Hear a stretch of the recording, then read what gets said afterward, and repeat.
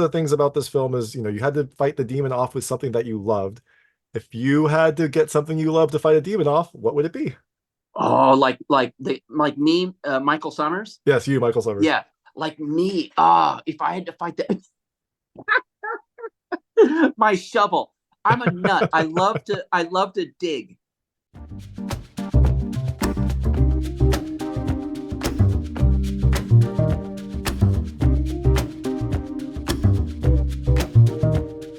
Hey everyone, it's David Stark from Watcher Pass, and I'm talking to Michael X. Sommers, the star of Wild-Eyed and Wicked, which is coming to digital and on demand on June 11, 2024. I'm going to talk to him right now, and while you're watching, if you can like and subscribe to this channel, that would be fantastic. I'll spread a lot. Thank you. All right, so thanks so much for joining me today. I've got Michael X. Sommers, the star of Wild-Eyed and Wicked, which is coming to digital and on demand on June 11th, 2024.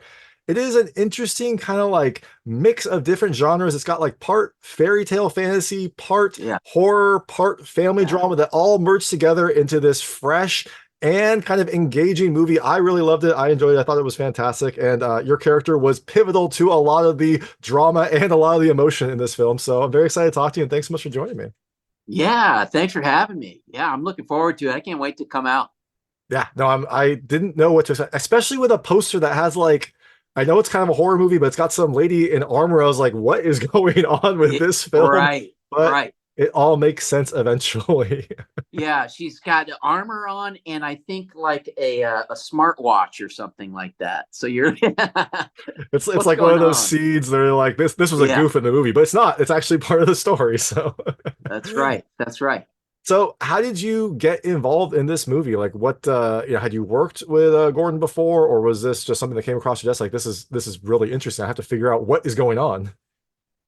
Well, it's the latter. Yeah, I had not met Gordon before and was very pleasantly surprised. And when I did a Zoom call audition with him and some of his team, and yeah, I just found it a very interesting script for some of the reasons that you're talking about, the mixture of genres. And the actor is always looking about his own personal experience, and I like the journey.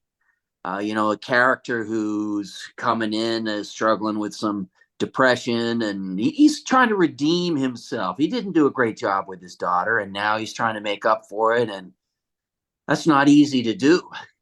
Yeah, yeah, exactly. And what I loved about your character is it's like it's tough to show that in like the limited information we have, but the first intro we get with you and Lily, it's so strained. Like you did such a good job of making your Yeah. character almost feel like robotic. Like I almost was like, is he possessed? Because he couldn't. Which one The is emotion. possessed? Yeah, the emotion was tough to see, but I think that was important to show like how difficult this is for both of them, how they haven't seen Yeah, each other in a very long time. what we have to overcome. Yeah, and I'm thinking right now of the dinner scene we had together.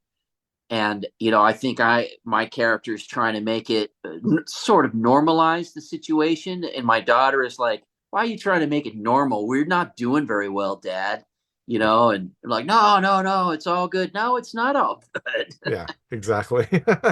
And then her crude comment, I wonder how many takes that was before you like didn't burst out laughing when she said that. Yeah, I was trying to come up with the place at the Austin Film Festival where we got a big laugh. I couldn't remember, and it was sort of unexpected, and it was there. Thank you for reminding me of that. Yeah, it was like jarring at first, but then Yeah, like the more you get to know the characters, you realize like this is just yeah, how strained it is. Like she doesn't want to be yeah. here. And I've met people like that, and well, really both of them. But I'm thinking right now of Lily, who will say sort of a jarring thing just to test you. How not how much can I get away with, but it's like, do you still accept me? Do you still love me? Here's an obnoxious comment. Yeah. Well, and she has, I think she has so much pain inside that she doesn't Right. really understand, and so she has to take that on someone. And you are the most, The I guess the most reasonable person for her to take it out on. Yeah, and as you learn in the film, which has some reasons for it, I think that I was being self-congratulatory when I had no reason to be, as a good father, basically, is what I'm saying. And people that's a hard thing. I know of a friend who had an abusive father, and the father's still in her life. And, he's making sort of a valid point. It was like, well, that was 40 years ago. You know, yeah, but a lot of people are still living with it. No. It was both. It was a long time ago. Maybe you have redeemed yourself, but I also, as the victim, I have to deal with it right now. Yeah. And your reaction to that really depends on your perspective and your relationship with the person, right? Like, like you said, it was a long time ago. You could make that argument, but then you also have this person who is Right? still dealing with it, still trying to Still, figure it out. So, still dealing with it. Yeah, that's a really interesting question. I think a lot of people struggle with. How do you? Yeah, Dad, you are a different man now, but does that make up? It doesn't solve everything. It doesn't fix the hurt. mhm. So I'm just curious now, you played like a pretty flawed character, someone that had, a bunch of different Yeah. emotions you were dealing with. How did you prepare for this? Did you do some soul searching? Did you read up at all? Like, how did you create, this character that had so many different dimensions that had to be portrayed on this film? Yeah, I think it would be more on the soul searching, the introspection side of things, and also thinking about, in a way, thinking about it from her point of view as well. Somebody who has experienced somebody in their life who has given them trauma or something upsetting, and the the word redemption, redeeming yourself, keeps coming up. Um, how does the abuser or victimizer, I don't know what word to use, um, get past that? And there there's I'm trying to verbalize the thing about Mhm. when we talk about victims a lot, but to be the one who victimized somebody else, that's that's a very deep thing. If you're the victim, you can say, well, it wasn't my fault. But when you're the victimizer, it was your fault. Yeah. And I think that your use of victimizer is the right word because yeah, when you keep saying abuser, like it was definitely a bad family relationship, although it almost seems like Right. Gregory, it's almost like he gave up, like he emotionally just gave up, and that It was the victim that is. caused Lily to have all these issues and also caused the issues that were external to all of them. Yeah, yeah. Yeah, that's absolutely right. And is that any better? But you're right. The abuser was not the right word. But yeah, is neglect, is Mhm. that something you can blame someone? Absolutely, you can blame them for. But Yeah. that's a it's more difficult to talk about. It's just not as cut and dry. Yeah. That's I As love that stuff. as like life is also not Like cut and dry. life. I don't know if you have kids, but I can definitely like envision, times when nothing you do is right. Like even if you're a good parent, like nothing you do is Right. right. And I could see that being a way to soul search as well to prepare for this character.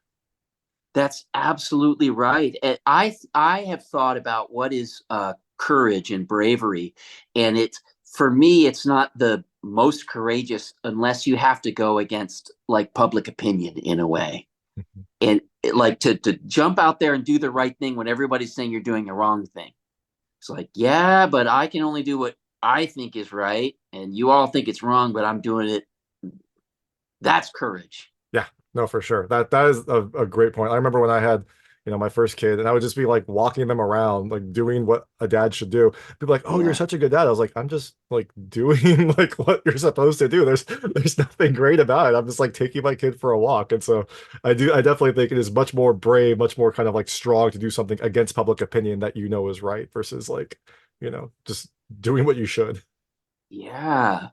I'm wondering if that's exactly what being a good dad is you just kind of there. Yeah. You're with your child and seeing what happens and listening.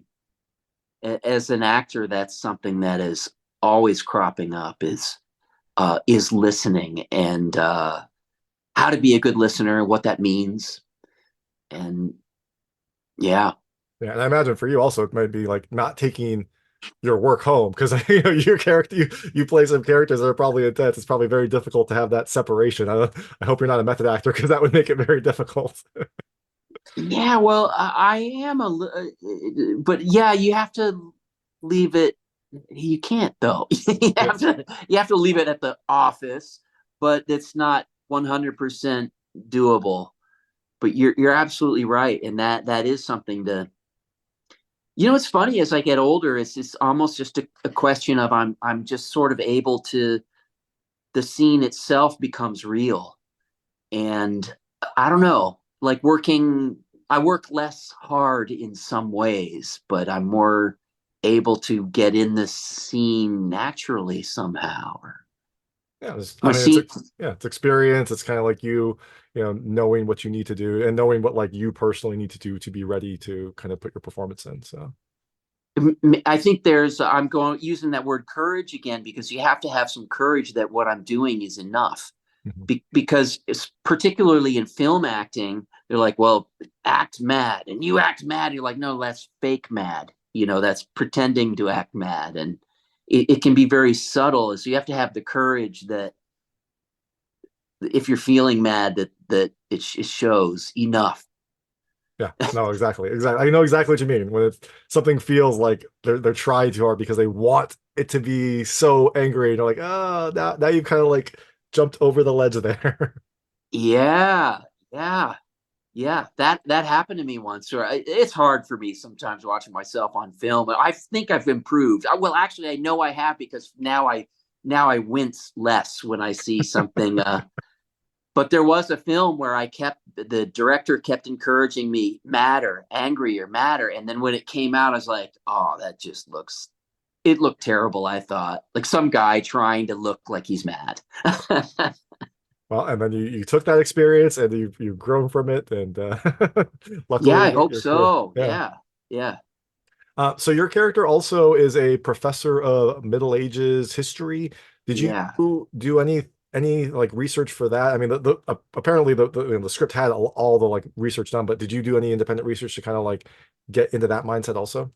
Yeah, absolutely. I'm a history buff, but not necessarily medieval stuff. So looking at that, there was an interesting thing. I should ask Gordon this at some point. Gordon, the director and screenwriter, that originally the family was from Poland, and Oh, that was odd to me because it seemed like a British Isles type family to me, and that's where a lot of my, these are all stories from the. So anyway, I looked up some medieval stuff in Poland, and I was like, oh, that's why they had some. They had some really rich, scary stories in that part the of the world that I was like, maybe that's why I never had a chance. I'm glad I reminded myself of that. well, I Uh, will try to make a note and ask Gordon in my next interview, so we can he's we can gonna tag team deny it. He's no. it. So I'm curious, like I loved the cast. It was like a nice kind of like small, Yeah, tight-knit cast. Had you worked yeah. with any of them before, or were they all, fresh faces? No, I hadn't. No, I hadn't, and it was just a joy with Molly and Stefanie and oh gosh, Colleen. thank you so much. I hate that. My close friend whose name I can't remember. That's embarrassing. Yeah. Yeah, they were all really like open and not arrogant and coming in. I think we talked about listening early. They were all good listeners, and I really appreciated all of that. Yeah. And That's awesome, especially in a small film like that. You want to make sure that everyone kind of gets along really well because you only have so much time to actually get the film made. yeah, that's absolutely right. And I hadn't really. I feel like I met Colleen almost when the camera was rolling because it was a night shoot. She drives up in her car, and I don't think I had a chance to meet her before that because of the I was shooting as she had arrived, and so yeah. Well, very realistic though, because I think that was when the character met her. She's driving up to sort of save the day. Yes, and I met Colleen the Colleen Camp. I don't remember what Lily's girlfriend's name, the actor was, but she was also fantastic as well. I think that's what we're talking about right now. Yeah, she was fantastic. Yeah, and Stefanie was really playful, and that's what I really liked the best about her. We had some scenes in the woods that I won't spoil what's going on, but some of the horror film part of it was is what I'm thinking of. The stuff in the woods and just like she was very playful in how to attack me, approach things, and that I really appreciated that. Yeah, I was gonna ask about that. Like, apparently Stephanie, it took like 2 hours for her to get into makeup. So what was it like seeing her in that form, like for the first time? Was it? I imagine it was Oh, probably fine. You said she was very playful, but it must have been interesting. it was fine, but it was quite different because she's, in real life, she's very beautiful, and she was made up to be not so beautiful as you can imagine. And but that's, it's all like if you're listening right now as a viewer, just imagine yourself as a kid, you like to put on some makeup for Halloween. Well, now you've got a professional makeup artist that can do special effects and all of that. And then you get to see whoa, that's what I look like. Oh, this is going to be fun. And it is. Yeah, So acting is a really fun job. that is awesome. No, that's awesome. I'm glad that you were able to like still have fun, even though I imagine it was probably a night scene. You're probably very tired from shooting all day. So that makes all the difference when you like the people that you're working with. You're absolutely right. There is adrenaline, though. The word action, gets the adrenaline going, but that can sort of backfire on you too. You got too excited, and now you're extra tired. So Yeah. you're right. Some of the things to surmount in a film are very logistic. Not necessarily artistic, but doing a night shoot after a day shoot or something like that. Yeah, exactly. And I know that this was Gordon's first film. And I mean, people I've talked Yeah. to who say like they've worked with a feature director for their first film, like they like to a T all say it's fantastic because this is like their baby. But what was it like working with Gordon on this, and what was it like kind of like bringing his vision to life? Well, it was fantastic, and I have to tell you the thing that was most impressive to me about Gordon was it's got to be I would be intolerable. I would be uptight and nervous, and if he was those things, he didn't show it, and I think that's really important in a leader. You're looking over, are things going okay? You look at the leader, he's calm. Okay, I guess we got it covered. I think with the first time film director too, you know that it's really important, Yeah, and you're like, it just adds the stakes are higher, and that's good. It's a little bit nerve wracking, but if it wasn't nerve wracking, uh, that's a sign that it matters. yeah. I was gonna say, but yeah, if it wasn't nerve-wracking, they wouldn't care, and they clearly care about their Right. this film. Exactly. Yeah. So I know we have a limited time. I'm going to switch to a lightning round. They're just lightweight questions about the film. I want to see how your personal experiences map to things in the movie. You can feel free to skip any of them. I won't be offended, but I try to keep them very answerable. First question: have you ever fenced? I have fenced for theater. It was usually like Shakespeare. Perfect, perfect. So you could have gotten in there and fought as well, even though you were teaching Lily some different techniques. You could have gotten in there with her. Yeah, I did a little broadsword for one of the Shakespeares, but that is woo, they're heavy. No, I love that scene when she first started, and I was like, that's not how you. And then you, like the medieval professor, was like, okay, no, that's not how you're going to be fighting this thing. So Yeah, that fence that you gotta shove it right through them. You gotta. These are exactly. big, tough guys we're fighting. So I imagine this next answer is going to be the same. Have you ever worn armor? I have worn armor on my very first film. I was just doing background extra work on the island of Crete for Franco Zeffirelli's Otello, I love it. I love it. and That it is was awesome. very uncomfortable and hot. Yeah. Well, but you know what? You were protected. You didn't get any injuries. That's the most important thing. That's right. Did you ever take like a history class in college? Absolutely. Yeah, I love history. I'm a history buff. I don't remember what that history class in college was, but I continue to read a lot of history. Perfect. Next question is, so one of the things about this film is, you had to fight the demon off with something that you loved. If you had to get something you love to fight a demon off, what would it be? Oh, like me, Michael Summers. Yes, you, Michael Sommers. Yeah, like me. If I had to fight the my shovel. I'm a nut. I love to dig. I love to mess around in my backyard, and I don't know. I like hand tools, and I like so my answer is the shovel. That's perfect because it's also very practical. You could actually use that to fight a demon off. It, Or if I it was would like, work, wouldn't it? yeah, if I was like, I love my phone, I'm like, well, that's not going to be useful at all. Yeah. It's going to be nothing you can do. Uh, Next question: are you wild-eyed or wicked, or neither? Oh, I have to use my uncle's line, who is incorrigible and unrepentant. So gosh, I'm definitely both. Okay. It's Perfect. because I got these things going on, which is one of my why you get some acting roles, Yeah, it's one of and your traits. I love it. it's one of my traits. Yeah. And so that's what I really like that. What was it? Incorrigible and something. That's a great. Incorrigible and unrepentant. That's a great name for the sequel to this movie. Oh, I love it. So the film is coming out on June 11th, 2024. It's coming digital and on demand. You were out promoting the movie, getting the word out. But after people see you in Wild Eyed and Wicked, do you have any other projects on the horizon they can look for next from you? I don't know when it's coming out, but Freaky Tales is going to be coming out. I think it must be this summer. I'm not quite in the loop of that, but Freaky Tales is about Oakland, and there's a lot of big stars from Oakland, California, that were alive in 1987. I'm not sure if I'm able to say what I'm able to say about it. Anyway, that's coming out, and then Guitar Man will be coming out in the winter.